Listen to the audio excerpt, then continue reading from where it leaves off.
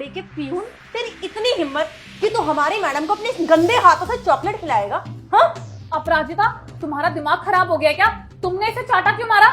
अरे मैम देखिए ना, ये 2 कोड़ी का पियोन है और ये आपको चॉकलेट खिलाएगा। अगर ऑफिस में कोई देख लेगा तो क्या बोलेगा और क्या सोचेगा आपके बारे में मैडम? अरे तो चॉकलेट खिला दी तो फिर क्या हुआ? ये कोई इंसान नहीं है क्या जो तुम इससे इस तरीके से बात कर रही हो? मैंने अगर अपने हाथों से मैडम को चॉकलेट खिलाई है तो इसमें आपको क्या प्रॉब्लम है? मुझे ये बात समझ नहीं आ रही।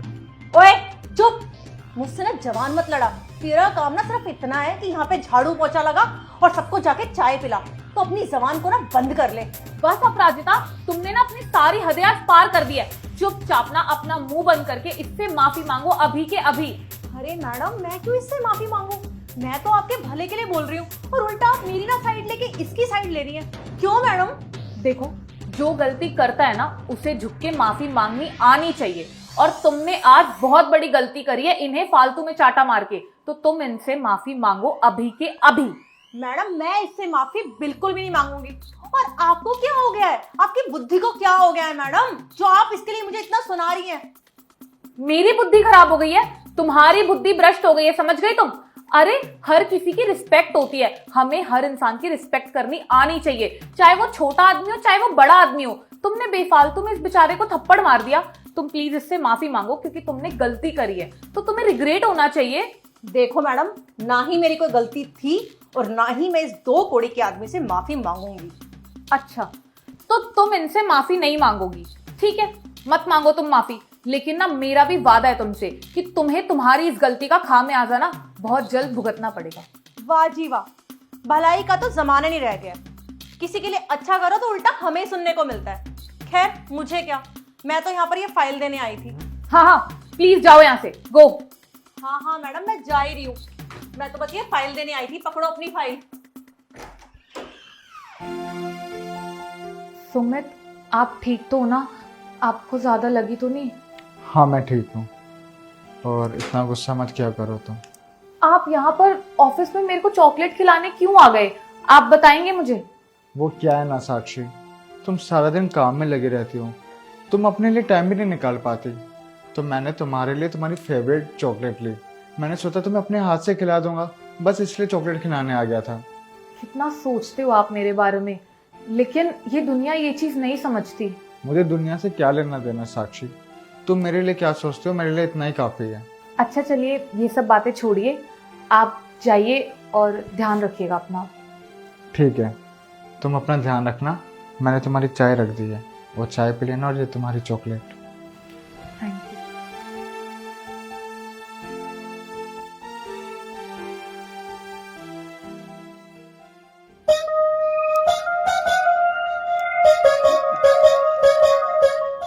इतना ज्यादा लॉस? साक्षी से कुछ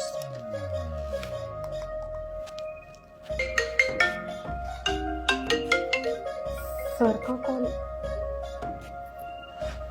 हेलो, हाँ जी सर। काम करो, मेरे कैबिन में आके मिलो मुझसे। कैबिन में? हाँ सर, मैं सारा काम फिनिश करके आती हूँ। कुछ इम्पोर्टेंट था क्या? हाँ, आओगे फिर बताऊंगा, जल्दी आओ। ओके सर, मैं जस्ट अभी आती हूँ। ठीक है।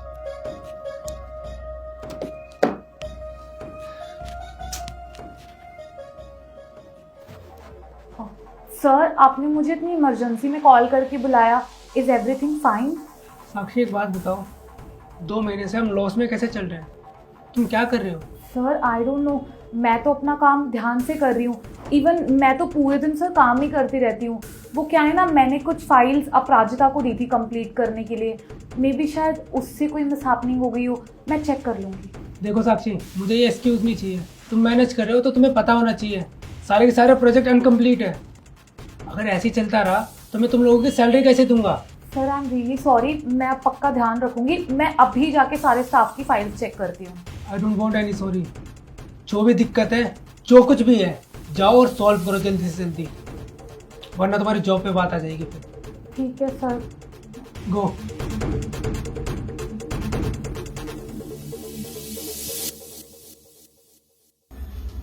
अच्छा सुमित सुनो, वो अपराजिता को प्लीज मेरे कैबिन में भेज देना, मुझे ना उससे बहुत इंपॉर्टेंट बात करनी है। ठीक है।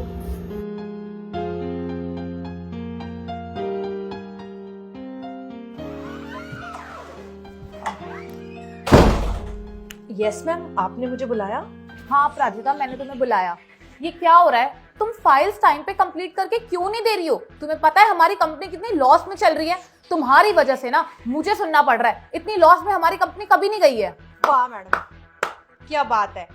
ऑफिस में आज की आप लड़ाओ, और जब ऑफिस में कमी निकली कि 2 महीने से प्रोजेक्ट पूरे नहीं हो रहे हैं, तो आपने ये सारा कुछ मेरे सिर पे मंड दिया। वाह मैडम, वैसे चालाकी करना ना कोई आपसे सीखे, अपनी गलतियां किसी और के सिर पे मंड दो। वाह।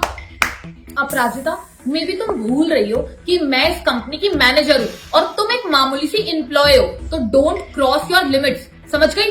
ढंग से बिहेव करो मेरे साथ। मैडम जी, मैंने अपनी लिमिट क्रॉस नहीं करी, लिमिट क्रॉस तो आपने करी है। अगर आप मैनेजर हो तो अब वो प्यून के साथ आशिकी क्यों लड़ा रही हो? मुझे तो ये समझ में नहीं आई। आपको इस कंपनी का वो प्यून ही मिला था? अरे हमारी कंपनी में अच्छे खासे इतने हैंडसम लड़के भी काम करते हैं। अरे अगर आपको मुंह ही मारना था तो वहां मार लेती। एक्सक्यूज मी, ये मेरी पर्सनल लाइफ है। Whatever I want to do I do. What's your problem? तुम कौन होती हो बीच में बोलने वाली? मुझे ये बताओगी? एक्सक्यूज मी मैम, अगर आपकी ये पर्सनल लाइफ है ना, तो आप ये जाके अपने घर पे दिखाओ, ना कि इस ऑफिस में से खुलेआम। अरे सारे ऑफिस वाले आपको देखते हैं, अच्छा लगता है क्या? पर मैं एक बात बता दूं आपको, किसी के अंदर ना इतनी बोलने की हिम्मत नहीं है कि वो आपको आके बोल सके, और मेरे अंदर इतनी हिम्मत है कि मैं आपको आके आपकी गलतियां दिखा सकूं। अच्छा मुझे एक बात बताओ, जो मैंने तुम्हें पिछले वीक फाइल्स दी थी कंप्लीट करने के लिए, क्या वो कंप्लीट हो गई है प्राजता? नहीं मैडम, वो अभी कंप्लीट नहीं हुआ। नहीं हुई ना? अगर तुम फालतू चीजों में कम ध्यान लगा के काम पे ज्यादा ध्यान लगाओगी ना, तो टाइम से सारा काम कंप्लीट होगा। तुमने तो हद मचा रखी है, एक काम तुमसे होता नहीं है। फालतू की बकवास तुमसे जितनी मर्जी करवा लो। देखो अपराजिता, दैट्स माय लास्ट वार्निंग। मुझे अब ना सारे प्रोजेक्ट टाइम पे कंप्लीट चाहिए, और अगर मेरी कंपनी दोबारा लॉस में गई ना, तो तुम्हारे लिए अच्छा नहीं होगा। Now go. ओके। बहुत बगड़ी थी ना अपने आप में, लगता है इसके साथ कुछ करना पड़ेगा। इसे तो मैं सबक सिखा।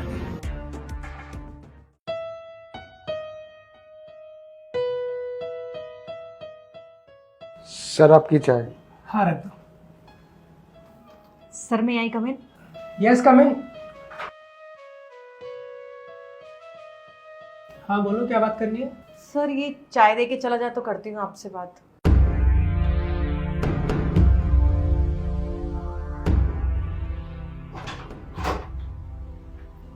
हाँ बोलो।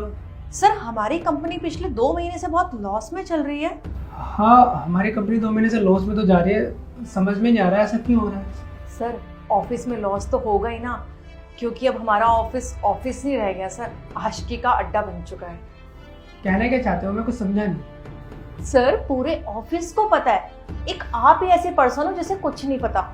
सर बहुत भोले हो आप, इतना भोला होना भी ना अच्छी बात नहीं होती। अपराजिता, ये पहेलियां बुझाना बंद करो और साफ साफ बताओ तुम कहना क्या चाहती हो। सर वो क्या है ना, जो आपकी मैनेजर साहिबा है ना, वो हमारे एक पियून के साथ ना इश्क लड़ा रही है, तो हमारी कंपनी तो सर लॉस में जाएगी ही ना। सर अब आप खुद देखिए, मैनेजर साहिबा अपनी ढंग से ड्यूटी नहीं करेंगी, और वहां पे वो पियोन, वो भी अपनी ड्यूटी ढंग से नहीं करता, तो सर हमारी कंपनी को तो लॉस ही होगा ना। टोटल सारा कुछ मिला के लॉस तो आपका ही होना है। जब तुम्हें ये सब कुछ पहले से ही पता था, तुमने पहले क्यों नहीं बताया मुझे बात? मैं बात करता हूँ उनसे। सर पहले तो सब कुछ ठीक चल रहा था, इसीलिए मैंने आपको कुछ बताया नहीं। और सर मैंने ना उन्हें समझाने की बहुत कोशिश की थी, पर मैनेजर साहिबा मेरी बात कहाँ सुन रही थी, इसीलिए सर मैंने सोचा आज आपसे बात कर लेती हूँ। सर जब मुझे पता चला ना कि हमारी कंपनी लास्ट 2 महीने से बहुत ज़्यादा लॉस में है, जैसे ही मुझे ये पता चला ना, मैं तुरंत ही आपको ये बताने के लिए आ गई। तुमने बहुत अच्छा किया मुझे ये बता के, और अगर यही रीज़न है ना कि हमारी कंपनी लॉस में जा रही है, तो इस बारे में ज़रूर कुछ करूँगा। तुम एक काम करो, तुम जाओ, और हाँ तुम और वो दोनों कल मेरे घर पे आके मुझसे मिल रहे हो, तभी सबको बताऊँगा मैं। जाओ यहाँ से। ठीक है सर। क्या हुआ सर, आपने हम दोनों को इतनी अर्जेंसी में क्यों बुलाया? बताया जाएगा, थोड़ा इंतज़ार तो करो। और ये बात मैं नहीं बताऊँगा, ये बात बताएंगे मिस अपराजिता। अपराजिता आ जाओ अंदर।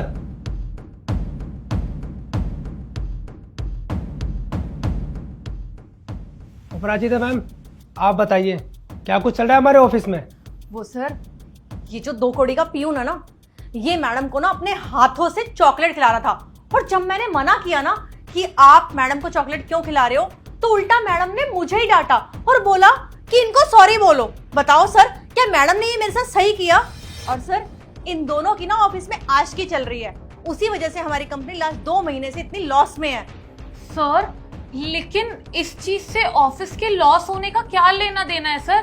बस सुमित ने मुझे एक चॉकलेट ही तो खिलाई थी, it's not an big issue.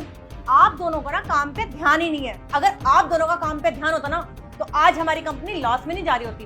और बाय द वे, ये जो आपको चॉकलेट खिला रहा था, आपका और इसका रिश्ता ही क्या है, बताइए ना मैडम। देखो अपराजिता, ये मेरी पर्सनल लाइफ है और मैं अपनी पर्सनल लाइफ तुम्हें बताऊं ये मैं जरूरी नहीं समझती। मेरा इसके साथ कोई भी रिश्ता हो, इससे तुम्हें क्या? मैं इन सब चीजों की क्लैरिफिकेशन तुम्हें क्यों दूं? अगर आप नहीं बता सकती हो ना कि आपके रिश्ते को क्या नाम देना है, तो मैं बता देती हूँ। आप दोनों का नाजायज रिश्ता है जो आप खुलेआम ऑफिस में चला रही हैं। बस कीजिए मैम, बहुत बोल लिया आपने। निजायज रिश्ता नहीं है मेरा इनके साथ। अरे शादी करी है मैंने, 7 फेरे लिए। क्या 7 फेरे? साक्षी क्या बोल रहा है ये? तुम इसकी पत्नी हो? हाँ सर, मैं इनकी वाइफ हूँ। सर इन्होंने ही मुझे ये सब बताने के लिए मना करा था। मैंने तो इन्हें बहुत बार बोला कि मैं सबको जाके सच्चाई बता देती हूँ कि आप मेरे कौन लगते हैं, आप मेरे पति हैं, लेकिन इन्हें ये चीज़ पसंद ही नहीं थी कि मैं जाके सबके आगे डिस्क्लोज करूँ कि एक मामूली सा पियून मेरा पति है।